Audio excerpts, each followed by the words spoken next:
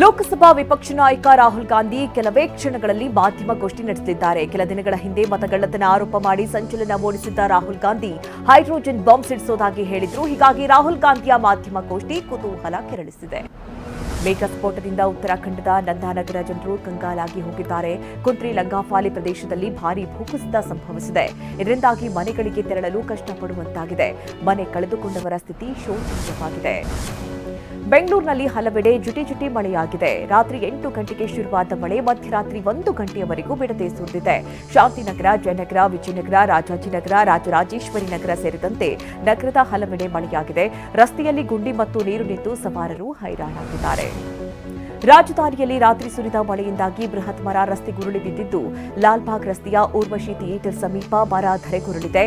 ಅರ್ಧ ರಸ್ತೆಯನ್ನ ಮರ ಆವರಿಸಿದ್ದು ಕೆಲ ಕಾಲ ಟ್ರಾಫಿಕ್ ಜಾಮ್ ಉಂಟಾಗಿತ್ತು. ಬೆಂಗಳೂರಿನ ಲಾಲ್ಬಾಗ್ ರಸ್ತೆ ಅಡ್ಡಲಾಗಿ ಮರ ಬಿದ್ದರೂ ಸಹ ತೆರವುಗೊಳಿಸಲು ಜಿಬಿಎ ಅಧಿಕಾರಿಗಳು ಬಂದಿರಲಿಲ್ಲ. ಮರ ಬಿದ್ದ ಪರಿಣಾಮ ವಿದ್ಯುತ್ ಕೇಬಲ್ ತುಂಡಾಗಿ ಬಿದ್ದಿದೆ. ವಿದ್ಯುತ್ ಕೂಡ ಸ್ಥಗಿತಗೊಳಿಸಲಾಗಿದೆ. ರಸ್ತೆಗೆ ಮರ ಬಿದ್ದ ಪರಿಣಾಮ ಟ್ರಾಫಿಕ್ ಜಾಮ್ನಿಂದಾಗಿ ವಾಹನ ಸವಾರರು ಪರದಾಡುತ್ತಿದ್ದಾರೆ. ಧರ್ಮಸ್ಥಳ ಕೇಸ್ಗೆ ರಣರೋಚಕ ತಿರುವು ಸಿಕ್ಕಿದೆ. ಬಂಕೆಗುಟ್ಟಿಯಲ್ಲಿ ನಿನ್ನೆ 5 ಕಡೆ ತಲೆಬುರುಡೆ ಮೂಳೆಗಳು ಪತ್ತೆಯಾಗಿವೆ. ಎಸ್ಐಟಿಯು ಬುರುಡೆ ಮೂಳೆ ಮಣ್ಣಿನ ಸ್ಯಾಂಪಲ್ ಪಡೆದಿದೆ. ಇಂದು ಮತ್ತೆ ಎಸ್ಐಟಿ ಅಧಿಕಾರಿಗಳು ಶೋಧ ನಡೆಸೋ ಸಾಧ್ಯತೆ ಇದೆ.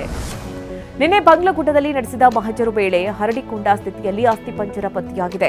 ಅಸ್ಥಿಪಂಜರ ಸಿಕ್ಕ ಸ್ಥಳವನ್ನ ಎಸ್ಐಟಿ ಗುರುತು ಮಾಡಿದೆ. ನಿನ್ನೆ ತಡರಾತ್ರಿಯವರೆಗೂ ನಡೆದ ಮಹಜರ್ ಪ್ರಕ್ರಿಯೆ ಮುಗಿಸಿ ಅವಶೇಷಗಳು ವಶಕ್ಕೆ ಪಡೆದು ಎಸ್ಐಟಿ ಅಧಿಕಾರಿಗಳು ತೆರಳಿದ್ದಾರೆ. ಶಿವಮೊಗ್ಗ ಕೋರ್ಟ್ನಲ್ಲಿರುವ ಮಾಸ್ಕ್ ಮ್ಯಾನ್ ಚಿನ್ನಯ್ಯನನ್ನ ಬೆಳ್ತಂಗಡಿ ಕೋರ್ಟ್ಗೆ ಹಾಜರುಪಡಿಸಲಾಗುತ್ತದೆ. ಬೆಳಗ್ಗೆ 11:30ಕ್ಕೆ ಬೆಳ್ತಂಗಡಿ ಕೋರ್ಟ್ಗೆ ಹಾಜರುಪಡಿಸಲಾಗುತ್ತೆ. ಜಡ್ಜ್ ಮುಂದೆ ಚಿನ್ನಯ್ಯ ಮತ್ತಷ್ಟು ಹೇಳಿಕೆ ನೀಡೋ ಸಾಧ್ಯತೆ ಇದೆ. ಸೆಪ್ಟೆಂಬರ್ 6ರಂದು ಚಿನ್ನಯ್ಯನನ್ನ ನ್ಯಾಯಾಂಗ ಬಂಧನಕ್ಕೆ ಒಪ್ಪಿಸಲಾಗಿತ್ತು. ವಿಜಯಪುರದ ಜಿಲ್ಲೆ ಚಡಚಣಪಟ್ಟಣದ ಎಸ್ಬಿಐ ಬ್ಯಾಂಕ್ ದರೋಡೆ ಪ್ರಕರಣದ ತನಿಖೆಯನ್ನು ಚುರುಕುಗೊಳಿಸಲಾಗಿದೆ. ದರೋಡೆಗೆ ಬಳಕೆ ಮಾಡಿದ ಇಕೋ ವಾಹನ ಹಾಗೂ ಆತನ ಮೊಬೈಲ್ ಅನ್ನು ಪೊಲೀಸರು ವಶಕ್ಕೆ ಪಡೆದಿದ್ದಾರೆ. ದರೋಡೆಕೋರರು ಪಂಡರಾಪುರದ ಭಾಗದಲ್ಲಿ ತಲೆಮರೆಸಿಕೊಂಡಿರುವ ಶಂಕೆ ವ್ಯಕ್ತವಾಗಿದೆ. ವಿಜಯಪುರದಲ್ಲಿ ನಡೆದ ದರೋಡೆಗೆ ಬ್ಯಾಂಕ್ ಅಧಿಕಾರಿಗಳ ನಿರ್ಲಕ್ಷ್ಯವೇ ಪ್ರಮುಖ ಕಾರಣ ಅಂತ ಹೇಳಲಾಗ್ತಾ ಇದೆ. ಸೆಕ್ಯೂರಿಟಿ ಕೆಲಸ ಮಾಡಬೇಕಿದ್ದ ಸಿಬ್ಬಂದಿ ಬೇರೆ ಕೆಲಸಕ್ಕೆ ನಿಯೋಜನೆ ಮಾಡಲಾಗಿತ್ತು. Security guard passbook document Xerox ಮಾಡ್ತಾ ಇದ್ದ. ಇದು ಕೂಡ ದರೋಡೆಕೋರರು ಬ್ಯಾಂಕ್ ಒಳಗೆ ಸುಲಭವಾಗಿ ಪ್ರವೇಶಿಸಲು ಕಾರಣವಾಗಿದೆ. ಇಂದು ಬ್ರ್ಯಾಂಡ್ ಬೆಂಗಳೂರು ಅಲ್ಲ, ಗುಂಡಿಗಳ ಬೆಂಗಳೂರು ಆಗಿದೆ ಅಂತ ರಾಜ್ಯ ಸರ್ಕಾರದ ವಿರುದ್ಧ ಬಸವರಾಜ ಬೊಮ್ಮಾಯಿ ಆಕ್ರೋಶ ವ್ಯಕ್ತಪಡಿಸಿದ್ದಾರೆ. ಮಳೆ ನಡುವೆ ಬೆಂಗಳೂರಿನಲ್ಲಿ ರಸ್ತೆ ಗುಂಡಿಗಳ ಸಮಸ್ಯೆ ದೊಡ್ಡದಾಗಿದೆ. ಬೆಂಗಳೂರಿನ ಸಚಿವರು 5,000 ರಸ್ತೆ ಗುಂಡಿ ಮುಚ್ಚಿದ್ದೇವೆ ಅಂತಾರೆ, ಆದರೆ ಎಲ್ಲಿ ಅಂತ ಕಿಡಿಕಾರಿದ್ದಾರೆ.